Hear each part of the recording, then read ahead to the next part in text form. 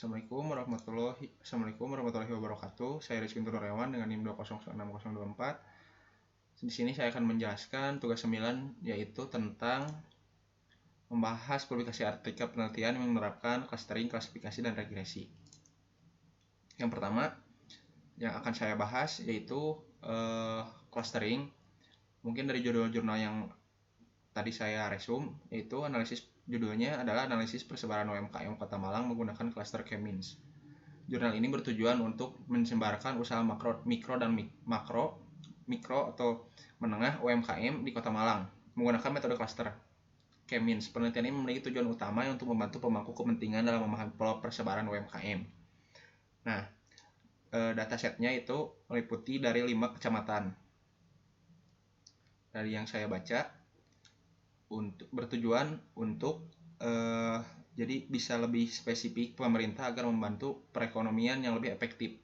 Misalnya memahami konsentrasi UMKM di suatu wilayah, dan pemerintah dapat memberikan dukungan dan intensif dan tepat untuk mendorong pertumbuhan ekonomi di daerah tersebut. Nah, untuk partisi data, jurnal ini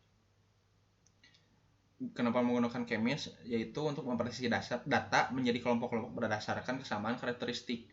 Metode ini berusaha untuk meminimalkan jarak antara anggota dalam suatu kelompok dan memaksimalkan antara kelompok-kelompok yang berbeda.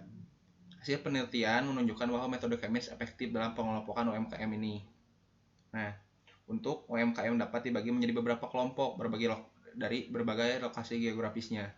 Setiap kelompok memiliki karakteristik dan profil bisnis yang serupa, yang dapat membantu untuk mengambil keputusan yang lebih baik untuk mengembangkan ekonomi lokal dan perencanaan kota. Selain itu, penelitian ini juga memberikan pemahaman lebih tentang pola persebaran UMKM. Secara keseluruhan, jurnal ini memberikan kontribusi penting untuk pemahaman tentang persebaran UMKM di Kota Malang menggunakan metode cluster. Hasil penelitian ini dapat menjadi landasan bagi pengambilan keputusan yang lebih baik dalam pengembangan ekonomi lokal dan perencanaan kota. Diharapkan penelitian ini dapat memberikan wawasan yang berguna bagi pemerintah dan pemangku kepentingan lainnya dan meningkatkan sektor UMKM di Kota Malang. Nah, untuk tabel perbandingannya yaitu judulnya itu analisis persebaran UMKM Kota Malang menggunakan cluster K-means yang ditulis oleh Punto Rija dan Caritas Fibrian tahun 2020 menggunakan metode clustering. Algoritmanya K-means, atributnya itu saus tempe, snack, roti, kue, minuman, masakan, dan kerajinan tangan. Jumlah rekornya yaitu 5 kecamatan. Penelitian ini mengelompokkan UMKM di setiap kecamatan di Kota Malang menjadi 3 klaster menggunakan metode cluster K-means. Hasil perhitungan menunjukkan Kecamatan Blimbing masuk pada klaster 1 yaitu klaster tinggi, Kecamatan Klojen masuk pada klaster 2 yaitu klaster sedang, dan Kecamatan Kedung Kandang, Sukon, Luwokwaru pada klaster 3 yaitu klaster rendah. Kecamatan tersebut akan mendapatkan perhatian pemerintah terkait penerapan strategi pemasaran untuk mengembangkan pasar berdasarkan tingkat prioritas masing-masing klaster. Kelebihan dari jurnal ini yaitu metode K-means yang sederhana dan mudah dipahami. Yang kedua adalah metode ini dapat mengelompokkan data menjadi klaster-klaster yang memiliki kesamaan berdasarkan jarak.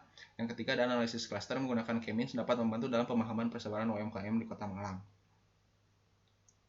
Yaitu kekurangannya, metode K-means membutuhkan jumlah klaster yang dapat diinputkan sebelumnya yang dapat mempengaruhi hasil analisis. Yang kedua adalah hasil dari K-means dapat bergantung pada pemilihan titik awal atau centroid yang acak, sehingga hasilnya bervariasi. Hasil dari K-means dapat bergantung pada pemilihan titik awal atau centroid yang acak, sehingga hasilnya dapat bervariasi. Mungkin sekian dari saya, Rizky Turnawan. Assalamualaikum warahmatullahi wabarakatuh.